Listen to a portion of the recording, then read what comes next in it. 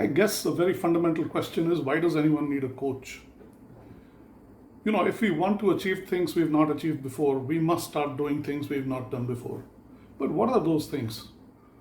To learn about them, we could get inspiration from reading autobiographies of successful people, or watch inspiring movies, or find some other source. Or we could ask to emulate someone we admire who's been there and done that. From autobiographies of the rich and famous, or watching inspiring movies, we can get a good sense of how successful people think and the kind of things they do. On the other hand, we may want to ask somebody about their experiences. The reason we ask people what they did is so that we can repeat it in some way to become successful ourselves. These things can work as motivators and expose us to how others think. But the trouble with emulating people is that it may not be relevant to our own aspirations. We may want to emulate their success, but we have to choose our own path and do our own thing. The opportunities they worked on, the time at which those opportunities were attractive, the environment at that time are gone. They don't apply any longer.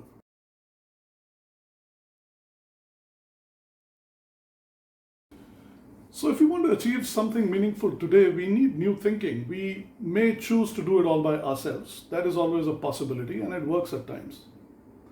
We must be conscious of the barriers to developing new thinking all by ourselves, though.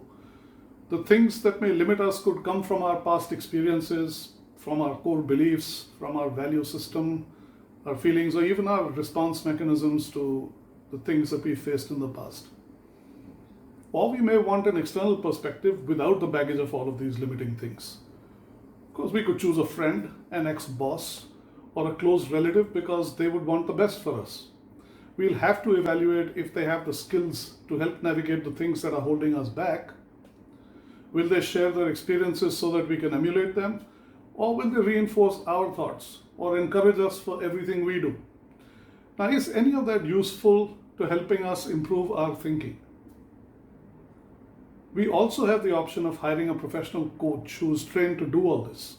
A good coach will ask the right questions and challenge the beliefs that limit our growth.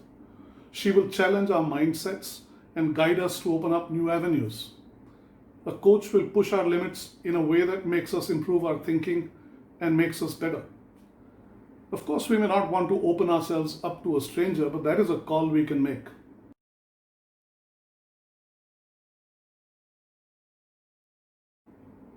In all of these things, the operative word is want. I do not believe everybody needs a coach. Only those that want one should get one. The question to ask, therefore, is not do I need a coach, but do I want one? Because need implies necessity, whereas want implies desire. It's the desire to get at the top of their game and to remain there that makes top athletes, businessmen, and executives want to hire coaches.